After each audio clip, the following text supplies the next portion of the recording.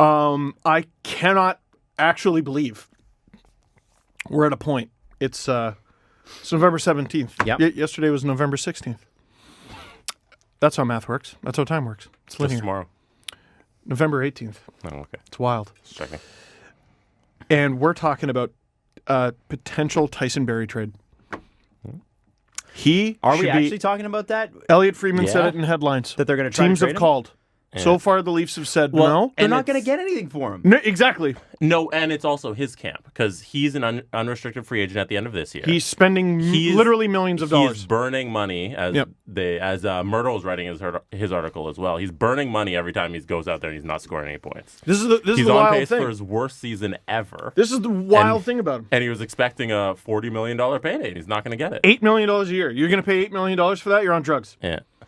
You're on drugs. He's bad. There's another right-handed defenseman who I don't think is very good, but we're not allowed to talk about him, so I'll skip him.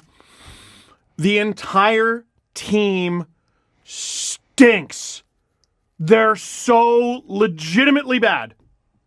Forget the 6 against. You know what? Given the circumstances, I might be able to understand the 6 against. It's Pittsburgh. Super Malkin. Super Malkin loves eating the Leafs alive. You get a goalie playing his first ever NHL game. And I don't think he ever got into one. So it's his first NHL start, but he never even had a chance to face NHL shots midway through the second in some game. So this is his first NHL action. They got 1 goal against Tristan Jarry. This is Jason Spezza, who's sorry, Jay, made the wrong decision there, pal. Who they were going to throw to the Wolves anyway. They were just gonna let you're him either go. not good enough or you're the third line center. Yeah, for sure. That makes sense. That definitely makes sense, for sure. They suck. The Toronto Maple Leafs suck. Legitimately suck. Right now, yeah. Jesse, they suck. They suck now and they will suck. It is not their injuries.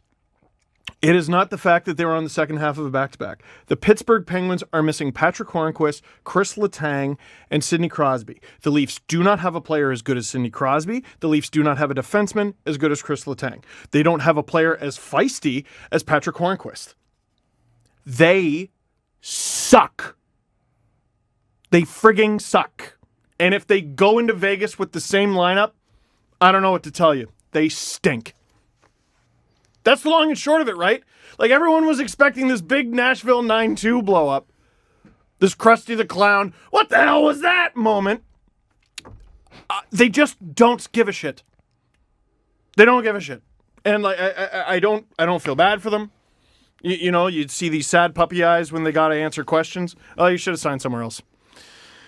It's interesting because It's exhausting. It's exhausting. They suck. One of the things that the Leafs have been dinged for in the previous 2 seasons is possession, Corsi, and how it's been lower than it should be, lower than is optimal. Maybe that's what it is. This year, Maybe they suck. hang on. Sorry. This year, it's been really good. They're in the top 5 in the league. The issue seems to be, and I'm starting to understand the heat maps because several listeners actually reached out to me and said, "Hey, I can teach you." And when you look at where they're shooting, Mars. the majority of their shots are 3-pointers, man. Suck. They're way out. And I'm questioning why, when you have such down low talent, like John Tavares lives below the hash marks. Austin Matthews lives at the hash marks. Mitch Marner, when he was playing, that's where he sets up plays. That's where Willie whistles it over the net or makes a really nice assist. Because Willie doesn't hit the net with shots.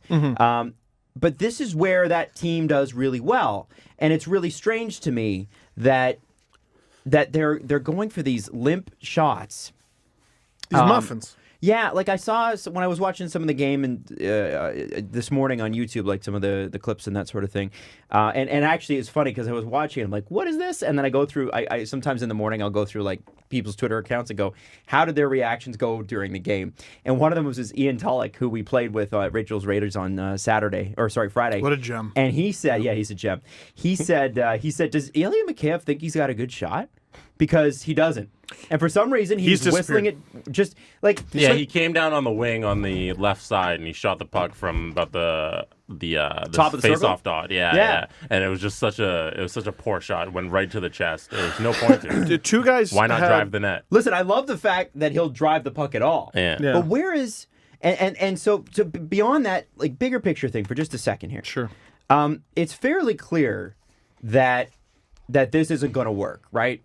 You know, I texted. What a great way of putting it. I texted This CJ. current group's not going to work. No, I texted CJ and I said, "Hey man, should we be concerned or should we be concerned?" Yes. And he's like, "Yes." Panicked? No. Yeah. So, listen, I am. Chris Johnston is and will always be calmer than I am, Oh my God. and far more wise. He reads the Daily Stoic. Yes, he's a great guy that way. He's a nice guy to bounce things off of.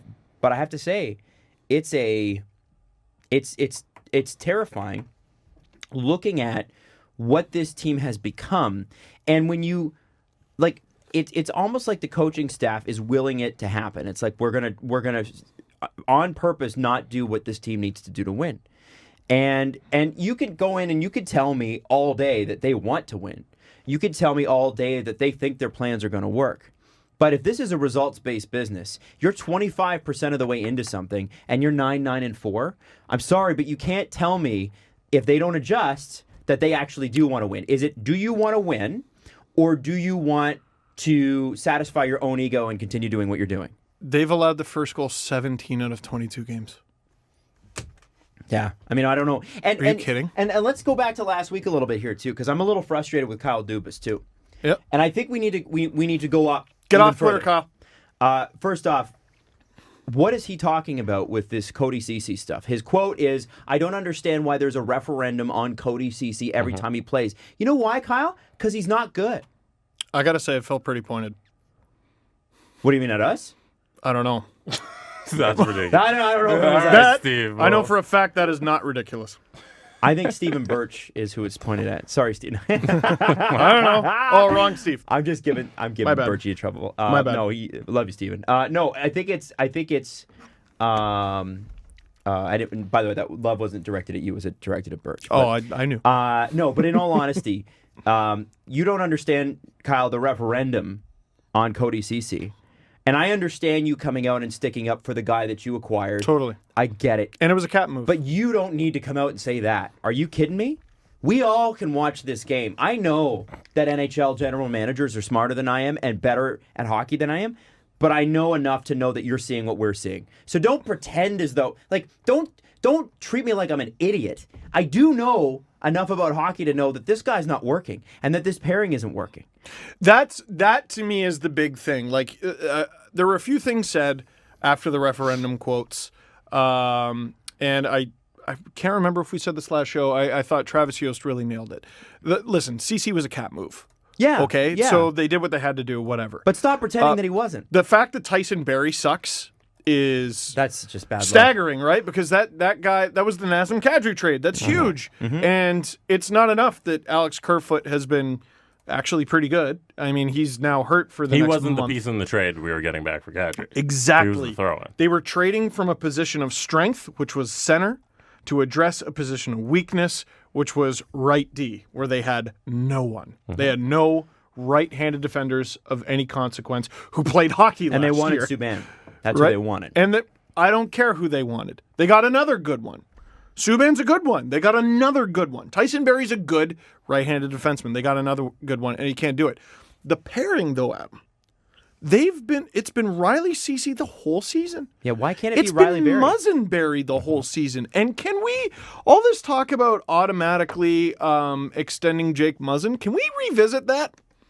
He's looked horrible for the past 5 games. All 5 consecutive losses, he's looked terrible. Well, he's been their best defenseman this year on both ends. Then they're in shit. well, they Because are. none of them They look are. good. This is why we're here. Riley doesn't look good. Muzzin doesn't look good. Ceci doesn't look good. Barry doesn't look good. Dermott doesn't look good. Hall sometimes looks adequate. Last night I didn't think looked terribly good. Okay, so That's 6.